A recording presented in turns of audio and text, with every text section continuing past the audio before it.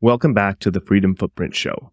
We're concerned about your freedom footprint and we want to help you spread as much freedom dioxide as possible. Today and going forward, we're trying something slightly different to introduce our episodes.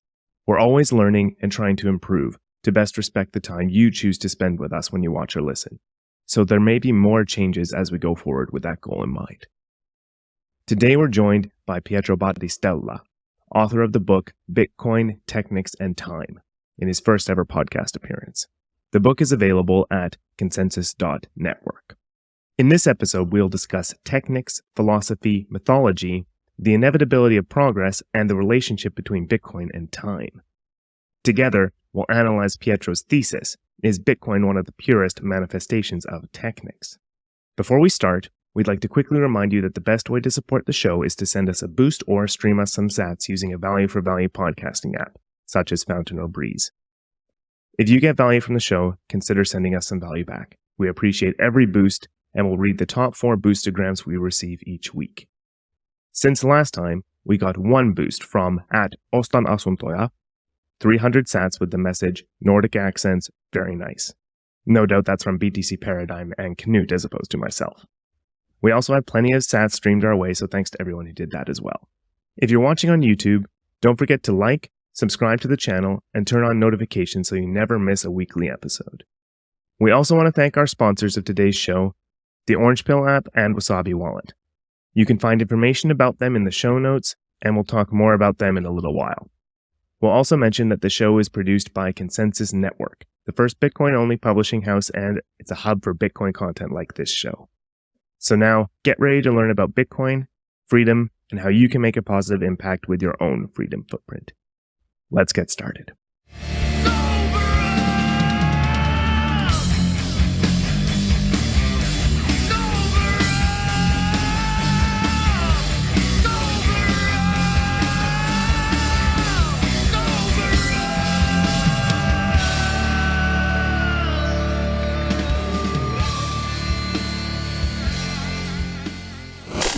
Hello and welcome to the Freedom Footprint Show.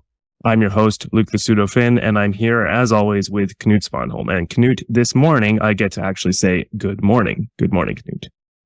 Good evening, Luke. Good morning, Luke. Perfect. We're leaving that in. Nice to see you.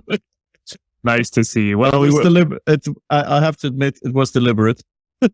So funny. It's usually evening when we record, but this time it's the morning because we have a guest who actually is from an Eastern time zone from us, which is not what we usually have. And our guest today is Pietro Battistella, who is a new author on Consensus Network, who has a really interesting book out called Bitcoin, Technics and Time.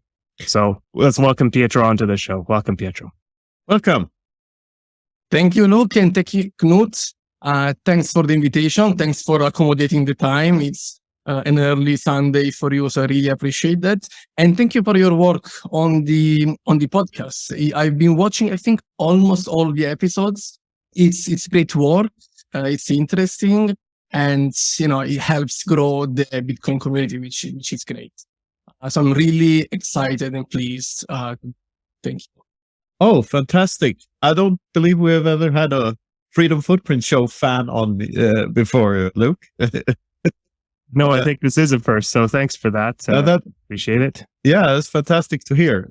And Knut, I've read your book, of course, which is also quoted in my book, a small portion, so that kind of adds to the excitement and to the thanks. So yeah, good to keep up the That's fantastic to hear. Warms my heart a lot. And I'm surprised that I haven't heard of you. Like you were on Twitter, at least. You're relatively unknown. And so give us a little of your background and how you found Bitcoin and what your role in Bitcoin is now. And like when you decided to write the book and what led you to that. And the book is called Bitcoin, Technics and Time. And you just released it on the Consensus Network. So do people know you from anywhere else? Like, give us a story. Yeah, no, well, thank you. I don't think people know me from anywhere else. I've been relatively quiet in the Bitcoin community on Twitter. I have a Twitter account. I haven't really used it for a few years. It's like dormant out there. But my background is really in communications. I studied as a journalist back in Italy. I started my career as a journalist, a political journalist, and then I switched to consultancy. So I switched to consulting to work for a communications consultancy, advising companies on strategic communications, public affairs, still in Rome. It was about 10 years ago. But that job has brought me to live across a few countries. I spent some time in London, then I moved to Asia, first in Japan, Tokyo, Japan, and then I landed here in Singapore about 3 years ago, just before the pandemic. And during this year, I've been been working on for this consultancy on communications issues, reputation management issues, public affairs issues. As it pertains to Bitcoin, I mean, I think this is the story of many of us. I started to hear about Bitcoin and get interested into Bitcoin first as an investment tool, right? And it was for me, it was like 2017, in the 2017-2018 cycle. Then the interest kind of decreased a little bit, or went dormant. And it was really around 2020 when the pandemic, gave us time to reflect, gave us back some time, that I started to get re-interested into Bitcoin. At first, again, as an investment, but then very quickly on the broader space of, how this technology, what consequences brings to our lives individually and at a society level. So I started to went down the rabbit hole, as we say, and started to read, listen, watch, hear, so on and so forth. At the same time, and this was kind of in parallel, I've always been passionate about broader technology, philosophy, history. I did author a few years ago, History is Safe. It's only in Italian. It's on an episode of Italian history. But around 2020, I started to delve into the reading of the works of few of the major philosophers of technology of the past century. And it was totally different work stream of my curiosity from Bitcoin. But then quickly I realized that the two work streams of my curiosity were really connecting each other. So I was hearing the same thing from the Bitcoin reading and from the philosophy reading.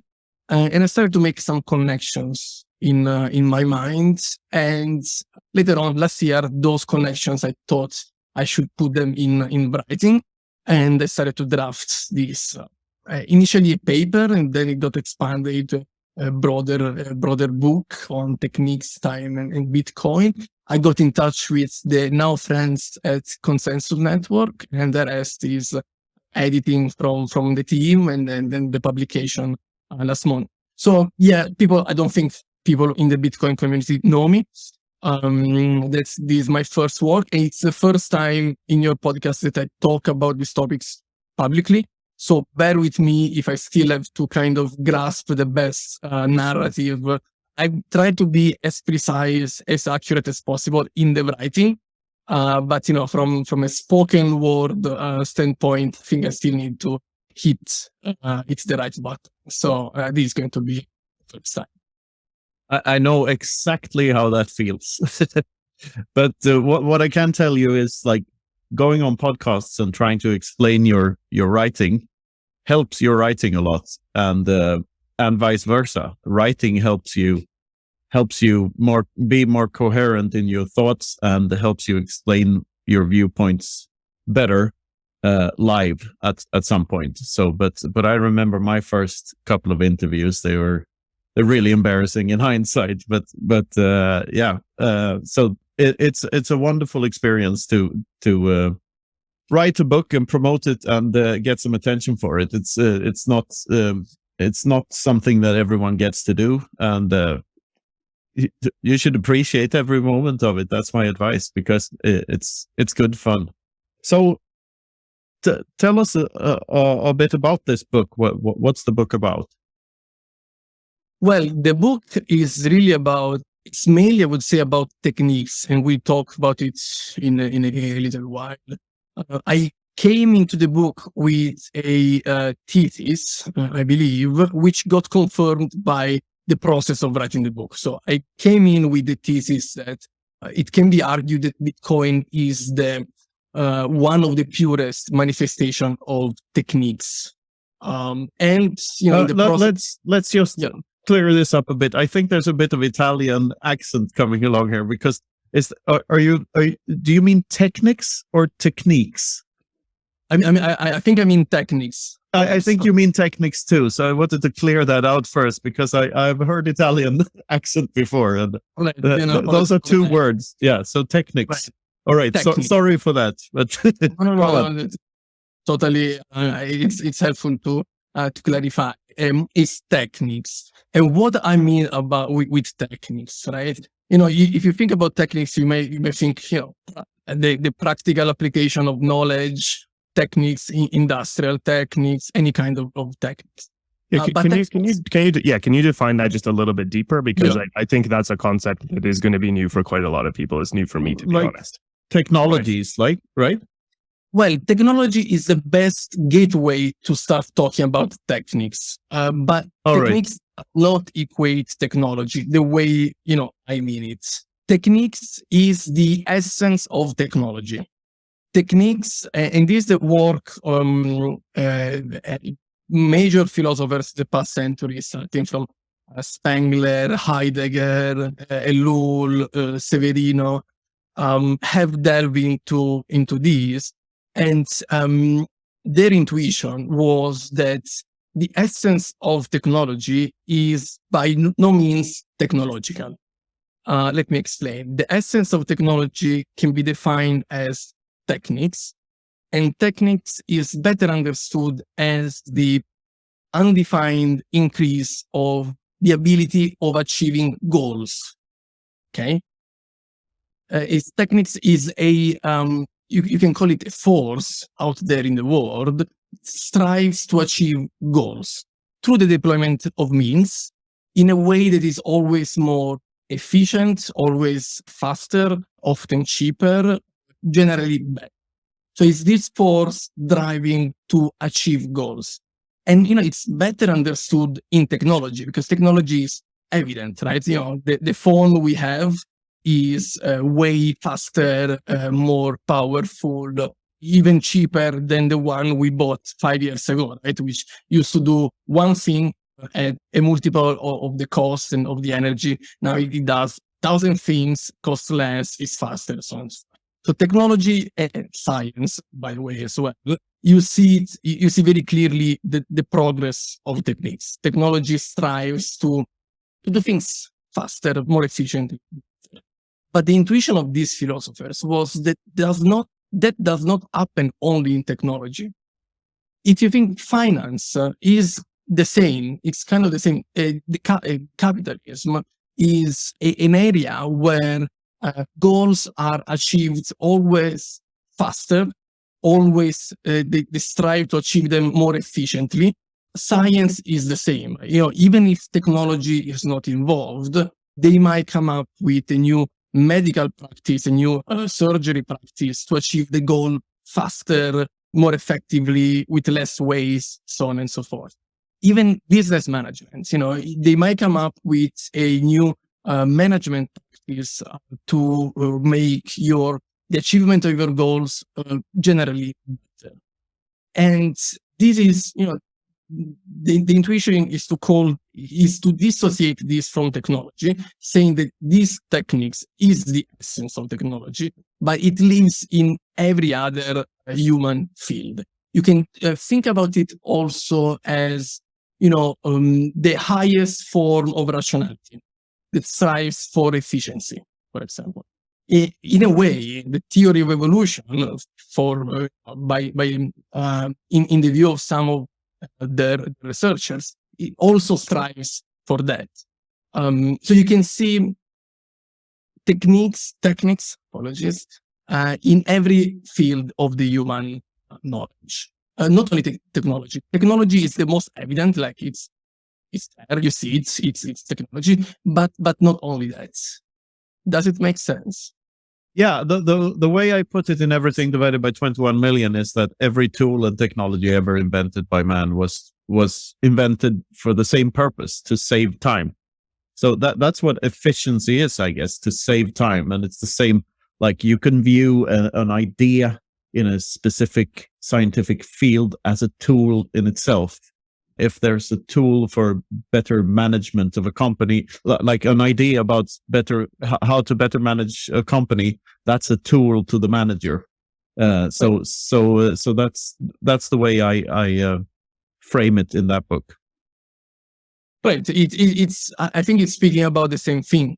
Is that strive to save time?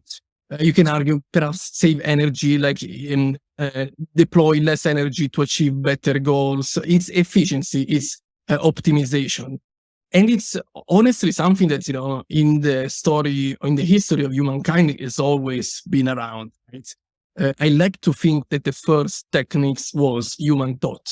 Right. It's the moment we started to think, and then even more, the moment we started to articulate spoken words, or the moments that we invented alphabet. Those were all big leap forward in techniques. They helped us achieve new goals or the same old goals in better ways at a fraction of the time, less energy, and so on. The big difference between the techniques of few thousand years ago and the techniques that we have today is really the power. What do you think of the episode so far? Let us know what you think in the comments or on social media. You'll find us on Twitter, for now anyway, and I'm also on Nostr. Connect with us there, leave a YouTube comment, or send us a boostergram to tell us what you think. Before we dive back in, a quick word about our sponsors. First up is the Orange Pill app. Download the Orange Pill app today from theorangepillapp.com. Yeah, Orange Pill app. Woo! Rocket ship, get on board. It's available for iOS and Android. Stack friends and meet like-minded people near you. Connect with your favorite Bitcoiners and speed up hyper-Bitcoinization. We're really excited about the Orange Pill app and its potential to connect Bitcoiners in their local area. Download the Orange Pill app. It's not a dating app, but you can use it for dating. Download now. Next up is Wasabi Wallet. It's a great desktop wallet that has privacy by default and CoinJoin built in. It recycles your UTXOs around so that no one knows who you are after it's done the process. Check out wasabiwallet.io. Make sure that that's the actual link you check out because there are scammers out there who want to steal your Bitcoin. But it works in the background. Tor is built in. And when you send coins to it, the coins you take out are private. So download Wasabi Wallet today. I'm wearing these shades in tribute to Wasabi Wallet because your OPSEC is important. So I'm totally anonymous now, just so you know.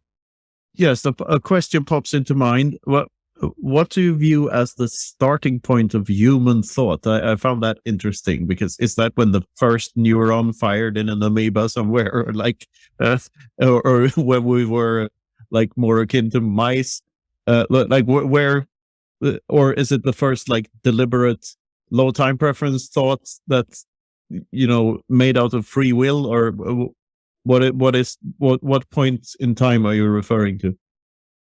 Well, I'm referring to the point in time. I'm by no means an expert in anthropology or anything like that. But I'm referring to the point in time when whatever we can call consciousness and articulation of thought starts to become language. Because language is the key, is the watershed. There is a word before language, which is spoken language, and the word after language. So the moment that thought, and might have taken millions of years, it becomes a language. I think that's the watershed moment. It's the moment when through language we not necessarily needs to be super articulated. It can be big, it can be just sounds, but sounds that carry some meaning. That's the moment when you can organize with your peers, with your group, with other people. And techniques as well as technology, it's at the core of techniques there is this. It's a mode of being, Martin Heidegger says.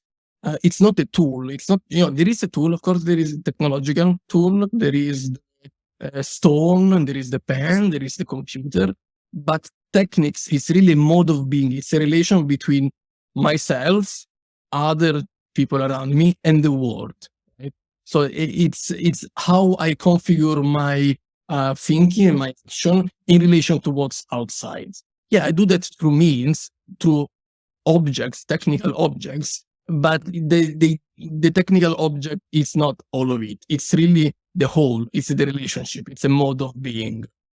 All right, very interesting. Yeah, the objects themselves aren't interesting before they become someone's property, in my mind, because like property is a relationship between a person and a thing, a person and a physical object. I mean, you could your physical body is your property, but it's also a physical thing.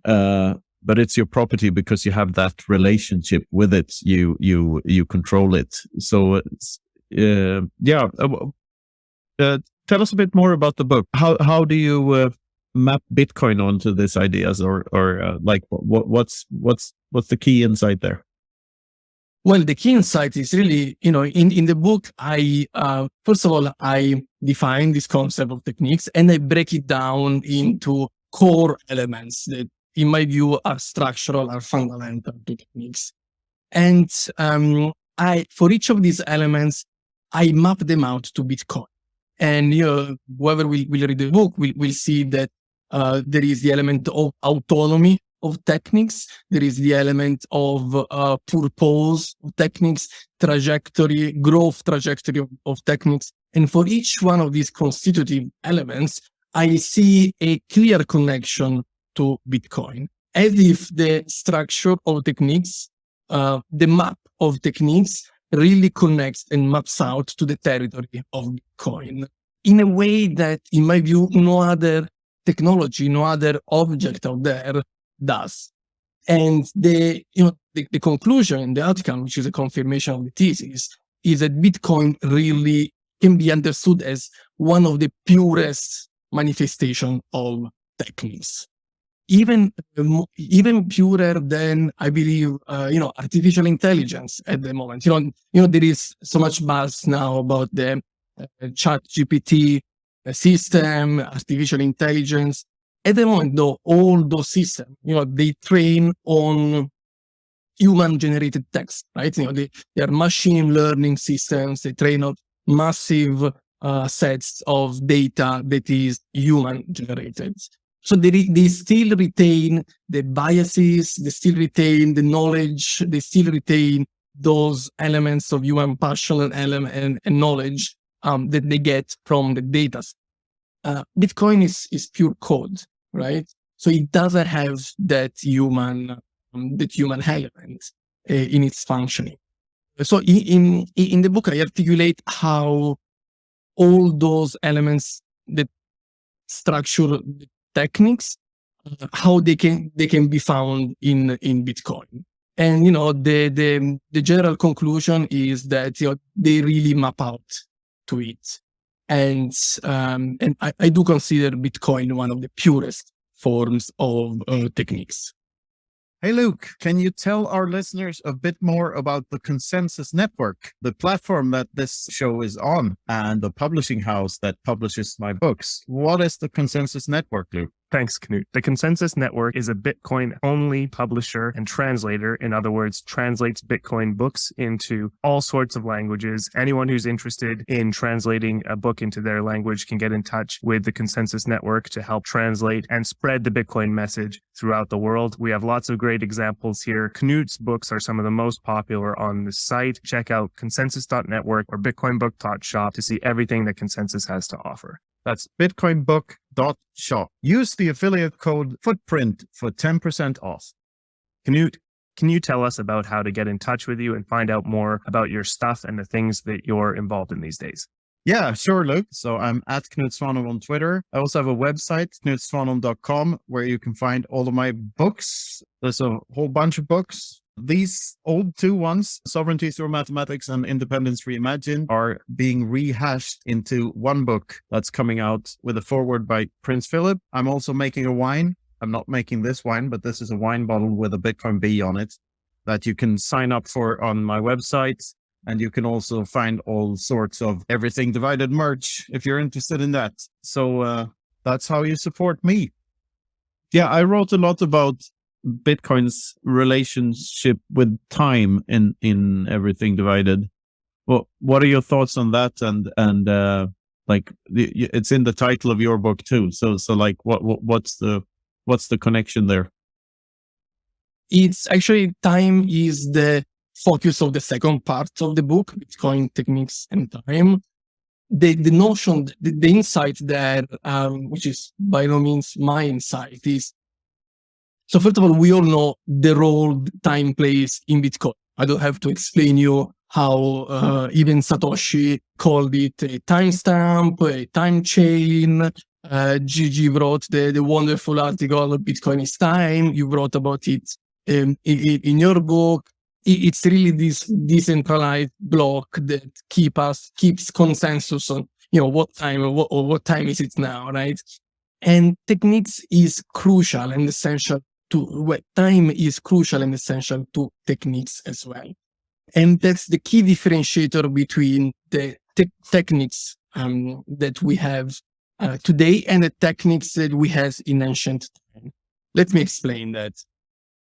The notion that we have today of time is generally a linear time. There is linearity of time. There is a past, there is a present, there is a future. Usually the past is, full of problems. Present is, work we are doing. In the future, or hopefully there is an horizon of kind of meaning. There is an horizon of salvation or whatever. There's a progress. That's what we call progress, right? It's kind of a linear, which has slowdowns, deviations, but there is a general improvement over time of the conditions of the humankind, so on and so forth. Well, it was not always like that. If we go back, we flash back to the times of the ancient Greeks, so to the time of the ancient civilization of the Hindu Valley, time was circular, right? There was a past, which was also a future. There was a past that will happen again in the future.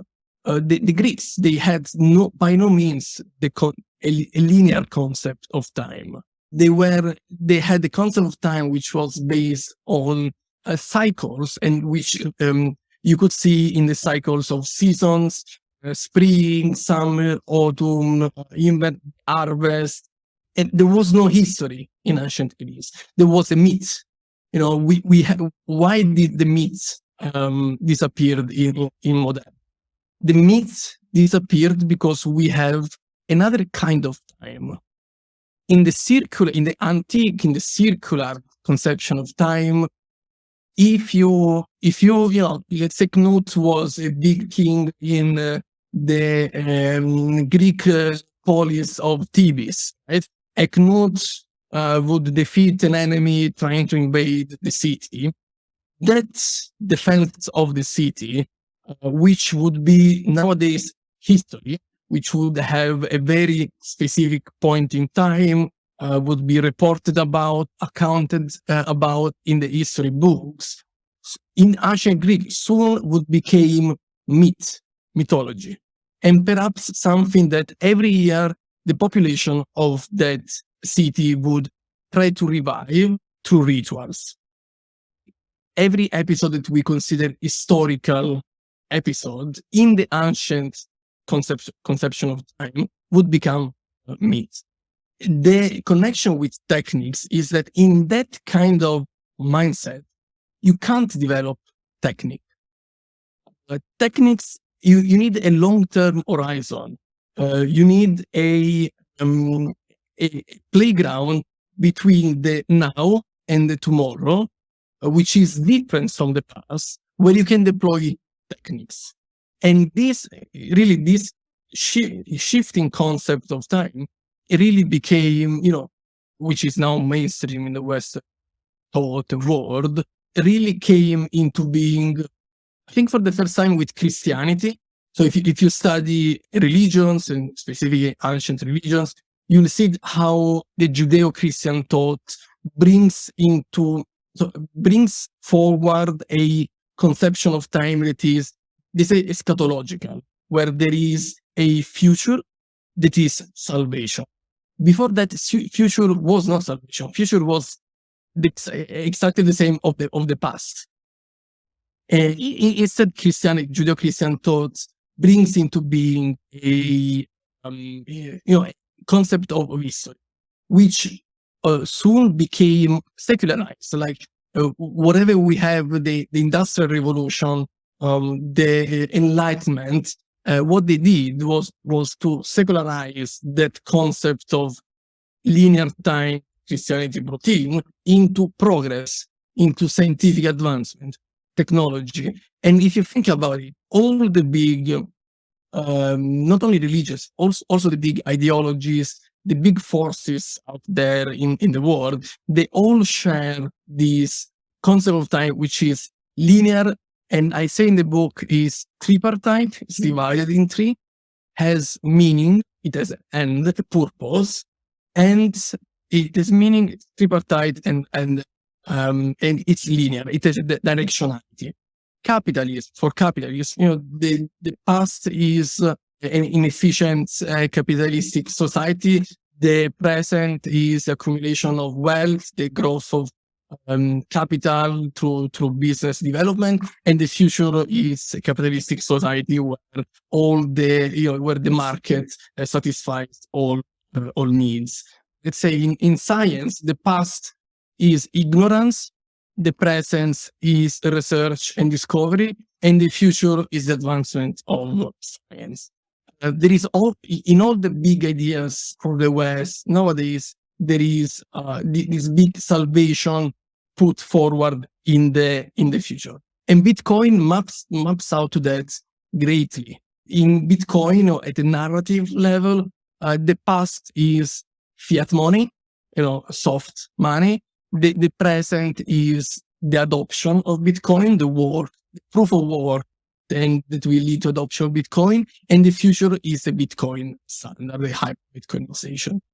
And this whole discourse, which to us seems a given, seems definitely not rocket science. First of all, it's relatively new, because if you go back more than 2,000 years ago, you would find a totally different concept of time, which you also find in other societies. Like why does the Eastern society, the Eastern traditional way of thinking have a different way to look at the world, which is more cyclical, which is in a way more traditional, more akin to what we had here, to what we had in the West few thousands of years ago. Because they didn't have that, or they have it so prominent, that shift to the linear and the progress concept of time, which, by the way, is embodied in myths in the West. The myth of Prometheus, right? It's one of the foundational myths of the Western thought, whereas Prometheus literally means prometheia, means to think in advance. He who thinks in advance. And Prometheus was the brother of Epimetheus, which meant forethought. Whoever who left over some thinking, who forgot something. And in the various versions of the myth of Prometheus, you really see this figure as the person who brings to humankind, yes, the fire, but the fire as a means to preserve energy, to preserve heat, to think about the future, right? And also here, the connection with Bitcoin to the two of you will be evident. The way that Bitcoin lowers the time preference would be, it's not even conceivable in a society that thinks circular, that thinks in a circle. It can only happen in a society that has a projection to the future. Prometheus, thinking about the future. And that kind of, in my view, well, in many others' view as well, Prometheus is really the figure that brings techniques into the humankind. And there is so this beautiful connection between techniques and time that I think really maps out to Bitcoin.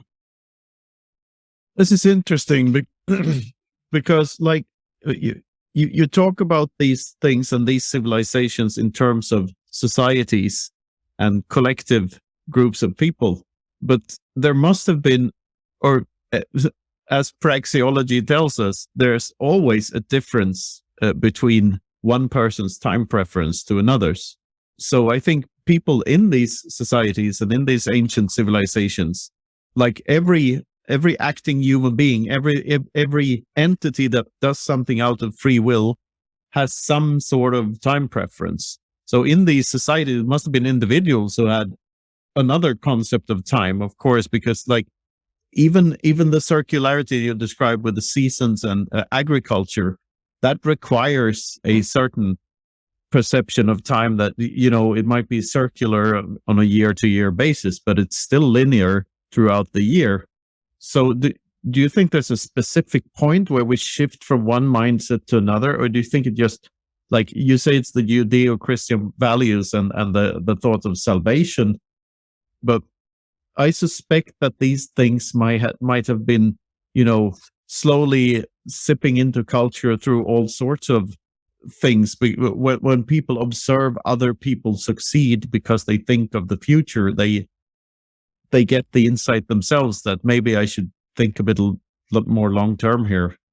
Definitely. I mean, every division of history into ages and epochs, every historical milestone, it's usually an oversimplification. It is not like that in the year zero of these eight, something happened. It's always a progressive, long-term, the historians talk about the long durée of history. It's big, long, deep processes that takes geological ages. It takes time, right? So you need to simplify when you try to extrapolate the abstract, the patterns. But definitely, of course, whoever wrote, whoever came up first with the myth of Prometheus, which I was just referring, it had that concept of lower time preference, that projection toward the future. But it was not the mainstream. It was not a dominant figure. I mean, the end of Prometheus, it has a very bad end. It gets tied to a rock, and every day an eagle would come, eagle probably representing Zeus and the gods, would come to attack him and to eat his liver every day. And the liver overnight would regrow, so that the day after it could be eaten again by the same eagle. So it was no hero.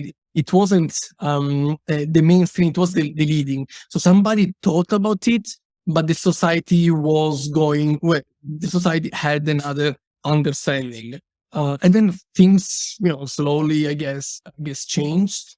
I did mention the Judeo-Christian mindset. I think it played a big role. Also for political reasons, because as Christianity became later on the agreed religion of the empire, and then nowadays I come from Italy, but I would say in Europe, in the West, we are all Christians, not because we believe in Christianity or whatever, because we are Christian culturally, because we have embedded into ourselves certain conceptions that come from centuries of Christianity in our societies. In some societies more, in some societies less. Italy, it was a big Catholic country, of course. It became dominant. So definitely, it's a process. It's very difficult, but you need to kind of divide by conventional milestones to grasp the pattern of that.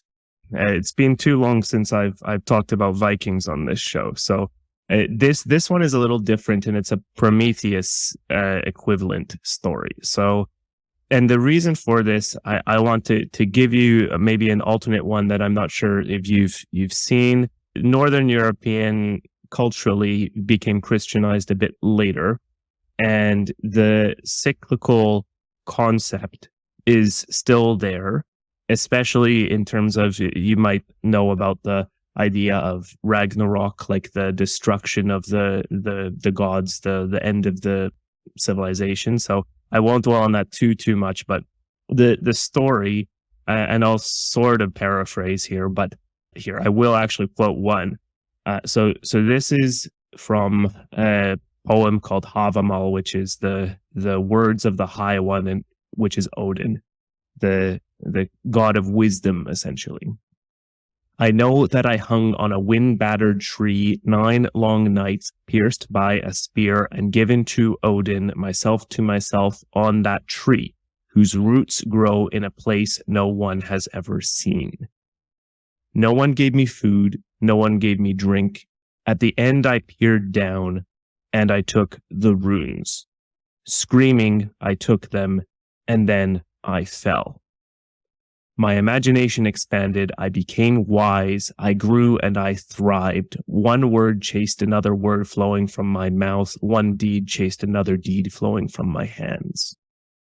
So there's more to it, but the points here is that Odin, this conceptual figure who embodies inspiration and wisdom, essentially, he sacrificed himself to himself, which is, I think, a description of the concept of low time preference and making sacrifices to improve in the future.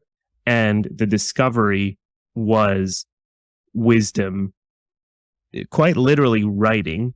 The writing system in Northern Europe is based on the Phoenician one. So it all eventually comes back to that. At least that's the theory. There's no 100% proof that this came directly from whoever, but the idea here is that this was a conception that maybe has a totally different side to it. It's not exactly the same as this Prometheus story, but maybe it's got some common ancestor. The Greeks split off from the Indo-Europeans quite a long time ago, actually, in terms of it being its own branch of the linguistic tree. And the Germanic group probably had a little more in common with the Celtic, with the Roman, became the Romance. So these things all traveled a very long time, and the stories grew and developed, and the cyclical nature, and this is where I'll tie it back to Ragnarok. Odin doesn't have a negative death. He doesn't have a negative in the sense of immediately. This is a sort of a story about this Havamal is about discovering wisdom, but his ultimate fate, yes, is to die, but that story basically ends in a sacrifice so that the next generation can live in a better place. In other words, I tie the entire thing together into this, that the cycles are always building on each other. So I still see a bit of a progression in these stories. That said, this was only ever written down by Christians. So who knows? That's a beautiful story, or a beautiful poem. Yes, and many parallels to the time chain here, of course, and building on blocks of the past, and sacrifice that leads to wisdom. That's what proof of work is, right? Why Sarimner came to mind was of the liver that came back the day after. Sarimner was the pig that came back the day after the Vikings. The Viking gods had feasted on it every night, and I'd certainly like to have such a pig. That's free bacon. That's what Scandinavia is all about. Anyway, the thing here, like when we talked about Christianity as well, Christianity is, for better or worse, a best of like the things that preceded it. It borrows from all sorts of other mythology that weaves into, like the 7-day week was there long before Christianity. Like there are preceding godlike figures that have the same traits as Jesus, with the resurrection and 4 days here and 12 disciples and all of these stories seem like remakes of one another, and like that some DJ made a dance music song out of them. So Yeah. Well, what are your views on this, Pietro? And like, yeah, I don't know really what my question is. Just like to hear your thoughts on what we're just riffing on. To Luke's point, in these traditional societies, which yes, and this is also Knut's point, they're all linked together. If you go back enough, you will find common roots for all of this, especially from the Indo-European family. But there is a slight progress within the circularity, within the cycles, but it's progressive, but it's very slowly. It's still, it's suggested. It's not evident. It's not the salvation of Christianity, which is very, very prominent. And this is the same point of Knut. In Christianity, in Judeo-Christian thought, you find many of the religious patterns from the pagan world and from whatever there was before. But it just so happens that at some point things for a while crystallize, become mainstream, become dominant for historical reasons, sometimes for political reasons. And this also makes me think of something else about techniques, which is also explored in the book. What is interesting about techniques is that, especially modern techniques, is increasingly autonomous, right?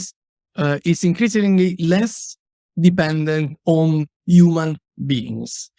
It's dissociated from human control more and more, to a point that if you study the history of science over the past couple of centuries, when techno-scientific advancements was the one we were talking about, was massive on a global scale, so on and so forth, you will find many instances of scientific discoveries that happened more or less at the same time in different places of the world, from different people who were not probably in touch with each other. This happened with the theory of evolution of Charles Darwin. This happened with the technology of telephone. And in my view, in the view of some of the philosophers I mentioned in the book, this is because techniques has sort of, perhaps not consciously, nobody is arguing for that, but it constitutes this movement that, given some conditions, economical, political, technological, especially technological conditions, will lead to a certain discovery anyways. To the point that the human being, is the individual scientist that we attribute to this discovery, it acts as a catalyst, right? And this is even in my book, I quote some words from Heisenberg, which was a notorious German physicist of the last century. Not a chemist from Albuquerque. Right. No, that's one. And Heisenberg, makes this point, says, if I did not discover this specific discovery, someone else would have done it, because this is outside of human control. And this made me think of Satoshi. In Heisenberg's case, it would be that the discovery is made and not made at the same time, or is that in Schrodinger's case? Anyway, go on. No, that made me think of Satoshi. And Satoshi, I'm by no means a technical expert of the function of Bitcoin and technologies behind Bitcoin, but none of the big technologies, not the encryption or the distributed ledger system, was a novel technology, right? There were things already around the crypto, the encryption and cyber encryption community. Satoshi acted as a catalyst. He brought it together, added some of his, and then disappears, right? It's the perfect manifestation of how techniques, the pure techniques, acts. It's dissociated from human control. If Satoshi was not there, someone else, maybe 1 year later or 2 years later, might have come up with something very similar to Bitcoin. And then we are all lucky, I believe, that it happened to be Satoshi, because for so many reasons, which we can explore. But there is this movement of techniques which is somehow less and less reliant on human beings, which is, what does it mean? I don't know. Is it worrisome? Maybe not. But it is something very different from what used to happen a few centuries ago. And also here, I think that Bitcoin represents a very clear, crystal manifestation of that movement. I'd like to add a point here, because I slightly disagree with that description of Satoshi, and that it would eventually have happened anytime later. The disagreement is that we cannot know if it would have happened at all, because the parameters, this is such a delicate thing. So I believe Bitcoin, the discovery, sort of emerged out of Bitcoin, the invention. So it wasn't decentralized, and it didn't function until some uncertain point in time, which was then sort of verified by the block size wars, that the users were actually in control. But we had no real evidence of that before the block size wars. So if events would have played out in any other way than they did, if any of the parameters, like the 10-minute block interval or like the 21 million coin limit or whatever, would have been any different, we have no idea if this would have worked. It's like the parameters of the universe itself. Like, we wouldn't have been here to observe them if they weren't the way they were. And Bitcoin is sort of the same. We cannot know if any other system, only slightly, if we only slightly changed one of the parameters, and even like the date that Satoshi disappeared, if it disappeared 1 day later, we don't know if it would have played out the way it did. And we cannot know anything about any alternate timeline. We only know about the timeline we live in, and we know that Bitcoin works in this one, and that's magic. Or we know that it has worked up until this point in this timeline. We don't know if it will at some point fail because of some unknown. But of all the known unknowns, we know that those are solved for, and that it works today. And I think this is like, all of these things taken together is why people, they don't understand, they can't grasp the magnitude of this thing. This is the first thing that is totally out of control, the control of humans. We never had a technology that wasn't controlled by humans before. And it's a completely novel thing. And we have no choice but to adapt to it. But to accept that it exists and adapt to it. There's no other way. It's a thing in the world now. We cannot do anything about, because we're pre-programmed for game theory works because we think ahead, and no one, you can't get like an entire planet of people working against their own self-interest, which is trying to break the Bitcoin rules. Everyone benefits from following the rules. So we got a system that, through the consensus rules, can only get better because everyone needs to agree for an upgrade to happen. And you can extend that to humanity itself, because it functions because we function the way we function. We act in our own self-interest. That's why Bitcoin functions. If we were self-detrimental, Bitcoin wouldn't have worked. So it's such a huge shift in what we are and how we operate. It influences absolutely everything, and we got something so powerful and so it's like the greatest force for good there ever was, because if you look ahead in the future, it can only change for the better. Extend that thought, and means humanity can only change for the better. And yeah, that's why I'm so fascinated by this thing. The rabbit hole is literally bottomless. A couple of points, if I may, to that, which are very interesting comments from side. So first of all, I think we might slightly disagree, but it doesn't matter at all on, if it was not Satoshi, it would never have been. Because it depends, I think it depends also on the resolution that you look at it. If you're talking about, if you look at Bitcoin and look at it as specific technology, the details, the technical details of the technology, and how it played out in these years since its creation, you might be right. It might have never happened without Satoshi. We cannot know. That's my point. We cannot know.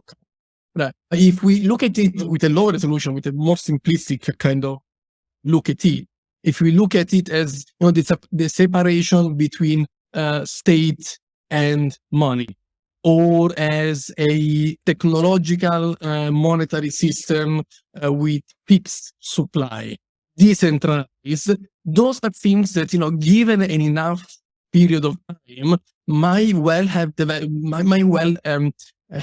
developed regardless. We don't know. Again, also it doesn't really... Okay, but to explain my point a bit more specifically, I think people underestimate how low the odds are for that being the case. Because I suspect that, for instance, Satoshi's disappearance at the exact right time was crucial to this ever having the slightest chance of functioning. So we're truly in a situation that's unique, and the uniqueness of it, like, no one knows the magnitude of the uniqueness of it, but we know that all the shitcoins don't work. we know that they can't. We can deductively reason ourselves to the position that this is a one-time thing that cannot be replicated, and that fact alone, that this is a one-time, that's such a black swan event that I highly suspect that if the parameters had been any different, this whole thing would never have happened. But that's a personal opinion. But that's the thing I want to make. What's more, the argument I want to make? What's more plausible, that someone else would have stumbled on something similar, or that it would never have worked? And I think I'm in the it would never have worked camp, because it's so fine-tuned and so perfect. No, 100% on that. Thanks for the clarification. I do agree with that. And your following point is like, we can't oppose it. It just works. That really, again, connects in my head Bitcoin to techniques. So a big component of the thinking around techniques, which I articulate in the book, is that technique is the inevitable dominant force in the world, in the future. We are getting into the age of techniques. There is nothing we can do to stop it. And this is not by a magic spell. That's because of the path of how things work. Let me explain. And let me give a few examples. All the big forces out there in the world, to look a little bit at the 20th century world, we can say all the big force of capitalism or socialism or democracy, each one of those forces, they are in conflict with each other. And sometimes they are physical conflicts. They are concrete conflicts. Capitalism tries to turn a society into a capitalistic society. A democracy tries to turn a society into a democratic society. Sometimes they get in conflict. Even more, of course, big international conflicts between capitalistic force and socialist force. If we look at, the Cold War, so on and so forth. Well, what happens is that techniques comes across as the only force in that scenario whose end is to increase its own capability of achieving ends, right? That's the purpose of techniques. It's increasing power of achieving ends through deployment of means. That means that each one of the traditional forces, capitalism needs more and more techniques to overcompete socialism, or to overcompete democracy, or to overcompete compete a religious ideas. each traditional force needs more and more techniques. That also means that each one of these forces, they need to somehow bend their own ends, their own goals, in a way that they don't weaken techniques. So techniques is always facilitated, always incentivized by these other forces. And the moment that you bend your own goals to something else goals, you become something different. That's why we don't have a pure capitalistic society in the world. We have always, we might have a capitalistic society which has elements of the social market or some democratic elements that protects, that kind of distorts the pure thing or the pure ideas of capitalism, for example. And that kind of game theory scenario is one where techniques always wins. Over an extended period of time, everybody wants more techniques. And by the leading global force, the superpower of the world, whatever it might be, it will never ban a technology like the semiconductor industry or any other technology from the world. They need it. They need any technology and any techniques they can to overcompete their competitors, right? That's why, for example, according to the thought of Emanuele Severino, one of the philosophers I study the most, techniques is the inevitable leading force moving forward. That once again, it makes me think of Bitcoin, right? How many times you have seen or you are seeing players in the business, in the government, in the Bitcoin arena, adopting or trying to use Bitcoin for their own purposes, right? What happens in the end is that you don't fix Bitcoin, Bitcoin fixes you. You don't use Bitcoin, Bitcoin uses you. Even if you adopt it and you want to turn it into something else, by the simple process of adopting it, you reinforce the network, right? It's really the game theory scenario which you're familiar with. Everyone is incentivized to adopt over an extended period of time Bitcoin for insurance. But even if you adopt it with a malicious intent, if you adopt it, you strengthen the network, which every 10 minutes generates the block and it just goes and goes.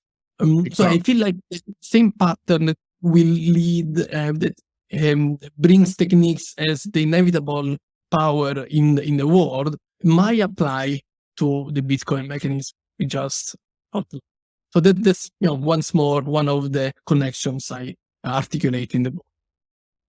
The way I would, if I was to describe all that with my words, I would say that like capitalism is not a political ideology that you map onto the world. It's what happens when you let people, when you leave people with the only true human right, the right to be left alone and not forcefully interact with them. Then they start trading, and capitalism is the just another word for what happens when you don't use coercive methods. And all of these other political ideologies, socialism in particular, or communism in particular, but it's just and even democracy, they're just different levels of hell, really, because it's all about doing stuff to people against people's will and means. So taking other people's stuff, you can deductively reason yourself to the position that is always wrong, and that we would all be better off if we didn't do that to one another. And what I view Bitcoin as, the discovery of Bitcoin, the specific, very hopeful thing it does is that it maybe not removes, but it makes violence a lot less profitable. Because when you cannot know what another person owns and you cannot take it by force, your best option is to provide that person with something else of value if you want to extract something of value from them. So it moves, what's it called, that point, the Schelling point of violence in general, and thereby enables us to have a rule set without any self-proclaimed rulers at all. And all of these religions and political ideologies and philosophies will over time now have to adapt to this thing that actually functions and shows us what our core nature is, and that collaboration is the best way forward. And will eventually force everyone to adapt to that, which is way, way better for everyone involved in it than anything violent. Yeah, I mean, to me, that speaks. I mean, I have a vision in the future that, if we get to a Bitcoin standard, Bitcoin will become invisible. Every successful technology becomes invisible. It just works. And I think I have a quote which I have in front of me here in the book from Jacques Ellul, one of the philosophers I studied. A French philosopher, brilliant person. He says I think this must have been in the 50s or the 60s, talking about the technological society, he says, and I quote, "We must bring money back to its simple role as a material instrument. When money is no more than an object, when it has lost its seductiveness, its supreme value, its superhuman splendor, then we can use it like any other of our belongings, like any machine." And to me, that's what Bitcoin does. It takes out you said the logic of violence. Yes, it takes out the human discretionality, the discretionality of monetary policies, of central banks, of whatever of human distortion there might be, which is including the logic of violence, and brings it to something that just works like a machine, right? It's just a ledger a ledger system that works, that adds numbers in the moment that needs to add numbers. So it becomes over enough period of time, it will become invisible because it just works. When things just works, you don't even have to care about it. You don't even see. No, just to clarify, I view inflation as violence. Inflating the monetary supply is a violent act because you're diluting the value, the purchasing power of other people's money, which is stealing, without their consent. So you have a money printer, you have a gun. Like, it's the same thing. It's because the money printer, the money printer permit is held by one institution and one institution alone in every country. And if the rules were equal, we could all have a money printer at home, and that would be more fair. But it isn't fair. There is a violent actor, and the threat of violence is it's omnipresent. So that's why I view Bitcoin as something truly novel, in the sense that there's no violence involved at all. It's voluntary from the start to whatever you use the tool for. Yeah, I definitely agree with that. No questions. Before we wrap up, reminder, the best way to support the show is through value for value. So consider bashing the boost button or streaming us some sats if you're getting value from the show. And if you're on YouTube, don't forget to like the episode, subscribe to the channel, and tell us what you think in the comments. And now, here's some more information about Consensus Network and what Knut is up to these days. Hey, Luke, can you tell our listeners a bit more about the Consensus Network, the platform that this show is on, and the publishing house that publishes my books? What is the Consensus Network, Luke? Thanks, Knut. The Consensus Network is a Bitcoin-only publisher and translator. In other words, translates Bitcoin books into all sorts of languages. Anyone who's interested in translating a book into their language can get in touch with the Consensus Network to help translate and spread the Bitcoin message throughout the world. We have lots of great examples here. Knut's books are some of the most popular on the site. Check out consensus.network or bitcoinbook.shop to see everything that Consensus has to offer. That's bitcoinbook.shop. Use the affiliate code FOOTPRINT for 10% off. Knut, can you tell us about how to get in touch with you and find out more about your stuff and the things that you're involved in these days? Yeah, sure, Luke. So I'm at Knut Svanholm on Twitter. I also have a website, knutsvanholm.com, where you can find all of my books. There's a whole bunch of books. These old two ones, Sovereignty Through Mathematics and Independence Reimagined, are being rehashed into one book that's coming out with a foreword by Prince Philip. I'm also making a wine. I'm not making this wine, but this is a wine bottle with a Bitcoin B on it that you can sign up for on my website. And you can also find all sorts of Everything Divided merch if you're interested in that. So that's how you support me.